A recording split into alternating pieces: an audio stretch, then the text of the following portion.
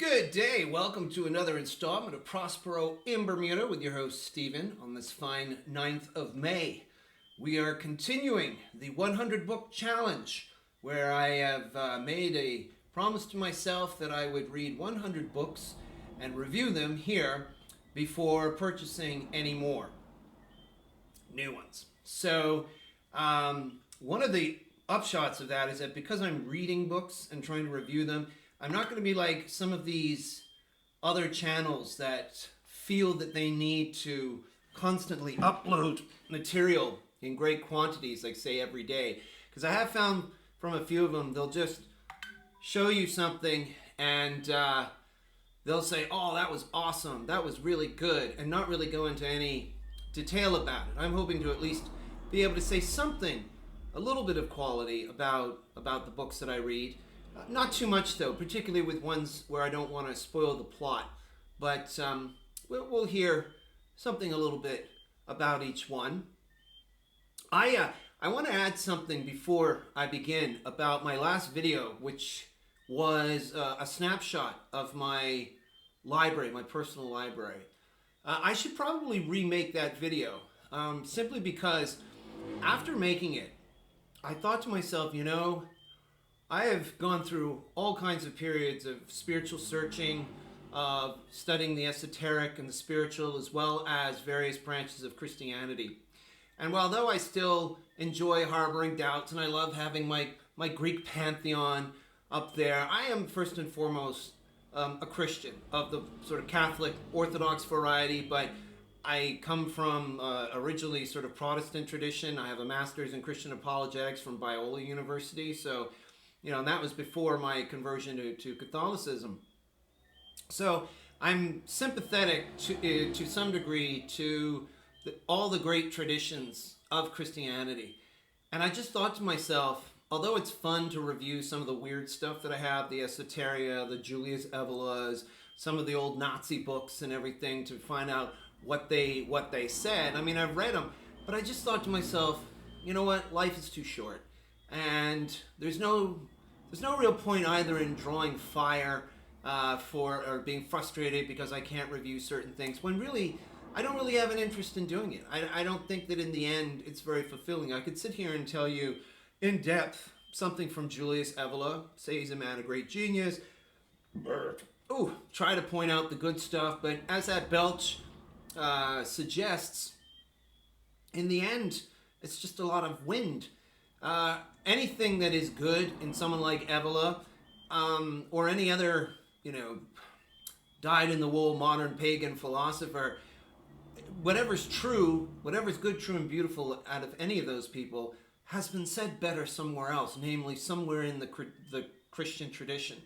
So, although I will try to treat skepticism and so on with a grain of sympathy where I feel it's deserved, by pointing out maybe, problems with Christian responses to the problem of evil, that sort of thing.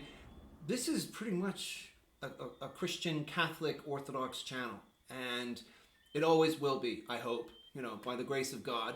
I wanted to point out something, actually, if I point it the right way. Yeah, I recently acquired that Padre Pio poster. You see over there, it's next to my icons of St. Francis of Assisi and the Last Supper. I am so jazzed about that. I used to have Julius Caesar over there, same size poster. He's now in my bedroom, lurking above my bed like he's about to lay the smackdown, order me executed. But I love sitting here sometimes in my room, I didn't bother to clean up because I didn't anticipate actually showing you everything with my camera. I just got it, and I don't think I had it in the last video. It's very calming and of spiritual benefit he's a saint, so it's basically an icon, that poster, to just sit there in contemplation of a man like him. And I think that's where I want to go. My fan is already coming on, but just so you know, tomorrow I'm taking my computer in to get it evaluated to see if, my computer's not very old, but for some reason it's having trouble running my usual program that I use that I'm not thinking up off the top of my head. It's also really hot, so I don't know why I'm wearing this, but because I've shaved my head now that the play is over. Oh, did I mention that I was just recently in a play? I don't think I did. I played this inveterate old gambler who meets his match when he finally meets his young niece, and but in the end, lest you think it was some great feminist parable, which it kind of was, I managed to make him kind of have the upper hand as being sort of guiding her along the whole way. So I was kind of proud of that. It went really, really well. It was a short play, an original play, one of 6 in one night by 6 original, 6 playwrights from Bermuda, and it went really, really well. So anyway, excuse the sweat on my brow. It's gotten warm here in Bermuda now, but I need to turn the air conditioner off in order to do these videos. So I know lest you think I'm looking like a hooker in church, the way I'm perspiring. I'm not nervous. I'm just hot.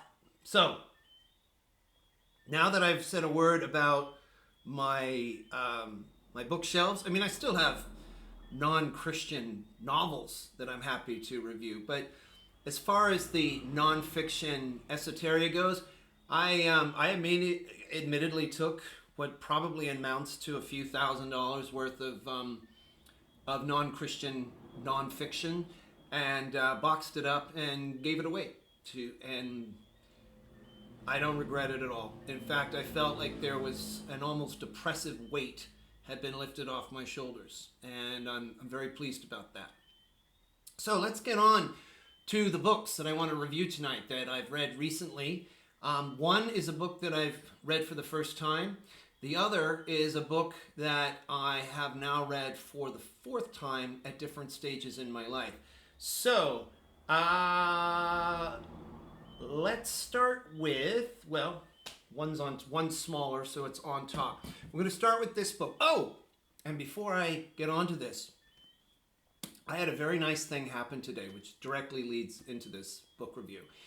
I had time to go to my local coffee shop that I like to go to, and I saw a friend of mine, and there was this young chap sitting with her, and he didn't say anything when I was chatting with her, and then I went and sat down by myself, and then as they were leaving, he came up to me, very polite young man, probably 18 to 22, somewhere in that range, politely introduced himself. I'm not going to say your name, mate. I know you know who you are if you're watching this, because he said, I'm really interested to know when you're posting your next video. And I was like, what? You know, he's like, your next review video. I don't know who watches this. I don't monetize it. I assume that it's somewhat random people all over the world on the internet. But it's really nice to know that, you know, some local people are watching it too.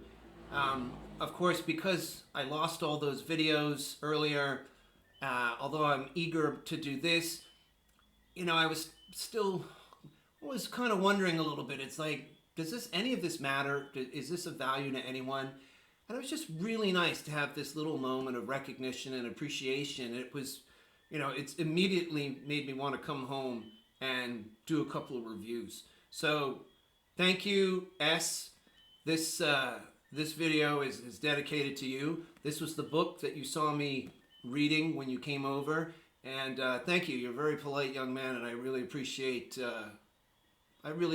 what you did for me today.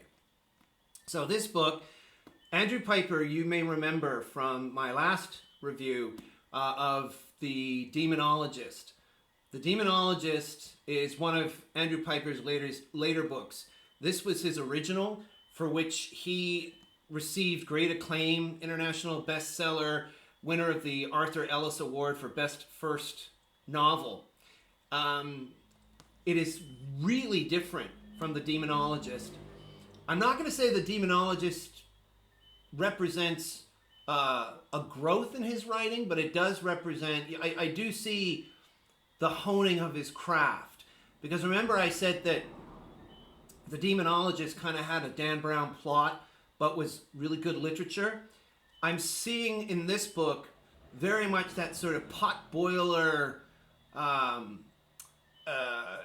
airport novel structure, and yet at the same, because it's a mystery, but at the same time, he comes out with absolutely beautiful phrases.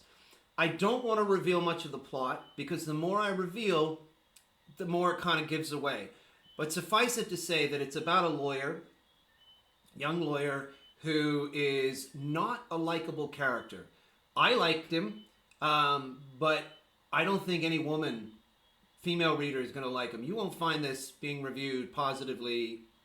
Yeah, if I'm wrong, by any of these female book reviews, because he does really come across as a emotionally unavailable type of guy who somebody may have slept with and then he kind of never called them again. He's unrepentantly a cocaine user. He has all kinds of things about him that suggest trauma in his life, but again, I don't want to get into that. And he is someone who really doesn't care about the guilt or innocence of his clients.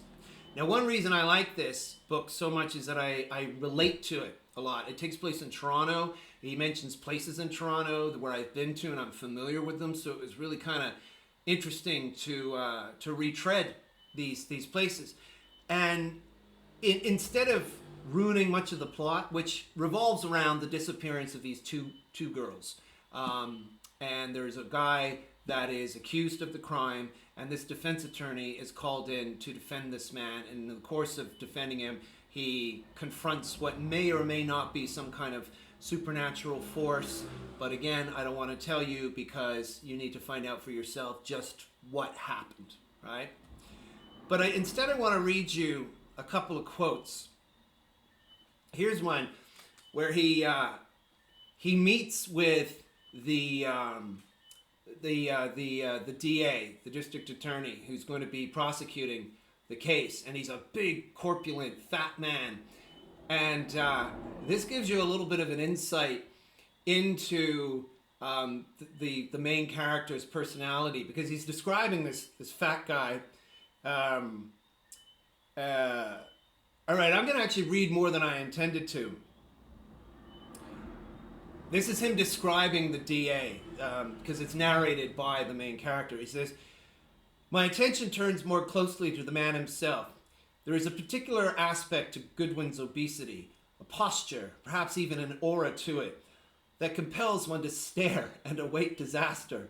By disaster, I mean either embarrassment of the first order, a popping of shirt buttons, a pastry slipping out of a jacket pocket and splatting jelly side down onto the floor, or something worse, the spontaneous regurgitation of the past 12 hours' consumption, or the final explosion of his overworked heart. When he stands, I can't resist calculating his dimensions, thinking of his very being in terms of so many 100 cubic feet, or comparing his belt length to the width of living rooms. Even when he's seated, it's a struggle to do anything but watch him and his heaving movements as he bends forward to take notes or dig around for his pen, the flesh of his face folded over itself like a partly disassembled tent. While I have known body size of his type to work to the advantage of other lawyers who have managed to harness the authority of the jutting belly and bulldogish ferocity of the triple chin, in this man it suggests only ineptitude. But more, his fatness tells a story. On Goodwin's pink layers and crimson cheeks is written the history of a man who once believed that when he'd reached a certain point of accomplishment in his life, when he could stand knowing that his own words represented the voice of Queen and country, that then